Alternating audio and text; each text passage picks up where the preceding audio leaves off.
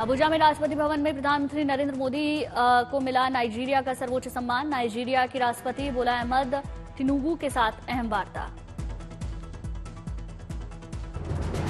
Bharat Nigeria के बीच अहम समझौतों पर बनी सहमति। प्रधानमंत्री और नाइजीरियाई राष्ट्रपति की मौजूदगी में एमओयू पर दोनों देशों ने हस्ताक्षर किए।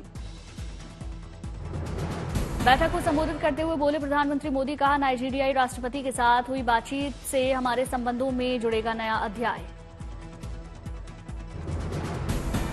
पीएम मोदी ने वैश्विक स्तर पर ग्लोबल साउथ की प्राथमिकताओं पर जोर दिया। कहा भारत नाइजीरिया के संयुक्त प्रयासों से मिलेगी सफलता। नाइजीरियाई यात्रा को लेकर प्रधानमंत्री मोदी ने जाहिर की खुशी। कहा 17 सालों बाद किसी भारतीय पीएम के लिए ये यात्रा प्रसन्नता की बात। मेरे तीसरे टर्म में नाइजीरिया आने का मौका मिला। झारखंड महाराष्ट्र चुनाव के मद्देनजर ईसी के नोटिस पर बोले कांग्रेस चीफ मल्लिकार्जुन खड़गे। कहा नोटिस का स्वागत है, जवाब तैयार करके भेज दिए जाएंगे। महाराष्ट्र चुनाव को लेकर कांग्रेस महासचिव केसी वेणुगोपाल ने किया जीत का दावा। बोले महाविकास अघाड़ी के पक्ष में माहौल एकदम साफ, हम बनाएंगे सरकार। पीएम मोदी पर तेलंगाना के सीएम रेवंत रेड्डी ने साधा निशाना। बोले गुजरात से 2 लोग आकर महाराष्ट्र पर कब्जा करने की कोशिश कर रहे, पहला अडानी दूसरा प्रधानी। बीजेपी को घेरते हुए बोले सीएम रेवंत रेड्डी। कहा राजनीति में नहीं मिलेगी बीजेपी की जगह, इसलिए बांटने की बात बोलकर जनता को भटका रही बीजेपी। कांग्रेस नेता सचिन पायलट ने एमवीए की जीत का दम भरा। कहा लोग बना चुके हैं मन, महाराष्ट्र में चाहिए पारदर्शी सरकार।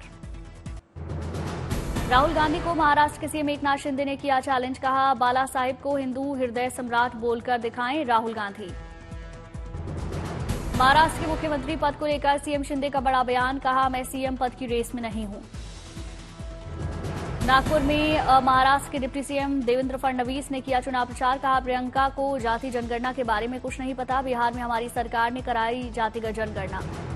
कोल्हापुर में यूपी के सीएम योगी आदित्यनाथ ने प्रियंका गांधी पर निशाना साधा। बोले विकास, सुरक्षा, आतंकवाद और नक्सलवाद के बारे में कुछ नहीं बोली प्रियंका।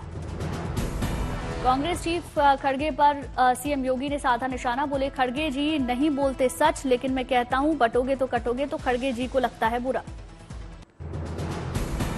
पुणे की जनसभा में यूपी के सीएम योगी ने एकजुट होकर आह्वान किया। बोले हम एक रहेंगे तो सेफ रहेंगे, बटे हैं इसलिए पत्थरबाजी हो रही है। अब बटेंगे नहीं तो कटेंगे भी, एक रहेंगे सेफ रहेंगे। सीएम योगी आदित्यनाथ ने भरी हुंकार। कहा कांग्रेस ने कभी देश के बारे में नहीं सोचा, सिर्फ परिवार के बारे में सोचती है कांग्रेस। एमवीए लोगों को तोड़ने का काम कर रही। सीएम योगी ने विभाजन को लेकर कांग्रेस पर साधा निशाना। बोले हम एक होते तो देश कभी नहीं बंटता, कांग्रेस ने देश को बांटने का काम किया।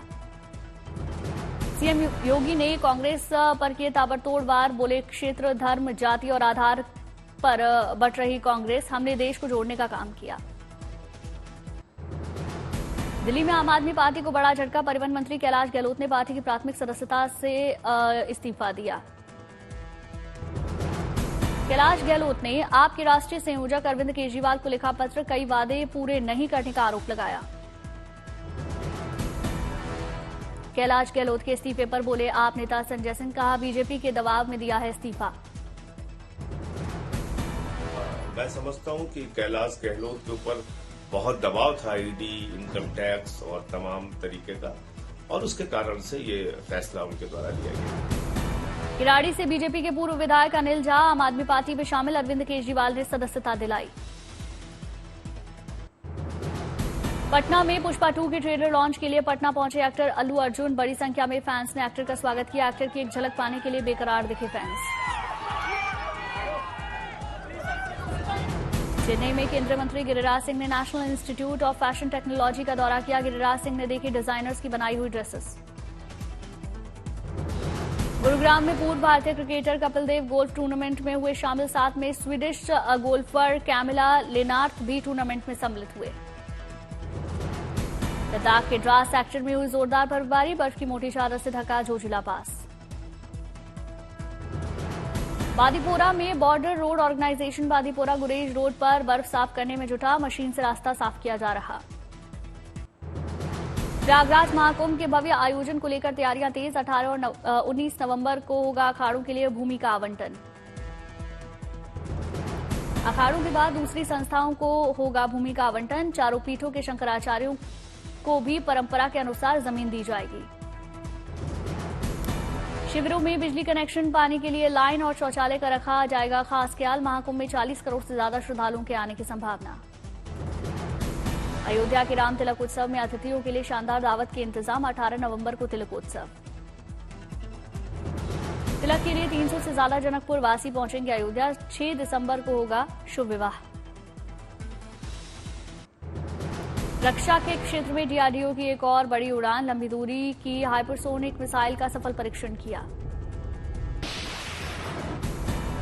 हाइपरसोनिक मिसाइल को 1500 किलोमीटर से अधिक दूरी के लिए तैयार किया। विभिन्न पोलेट ले जाने के लिए डिजाइन।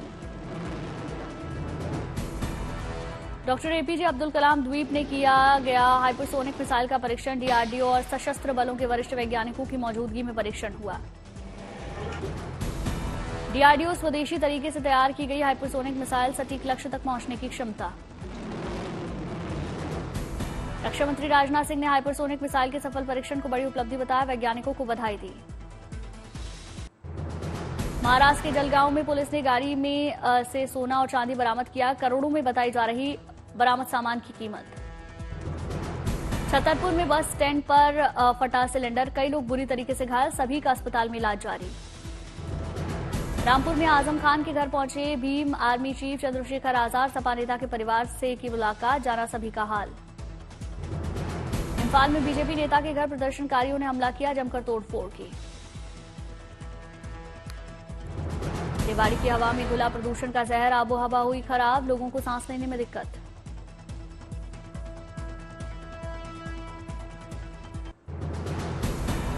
रेल यात्रियों के लिए राहत की खबर। राजस्थान में हादसों को रोकने के लिए मेट्रो की तर्ज पर चलेंगी ट्रेनें।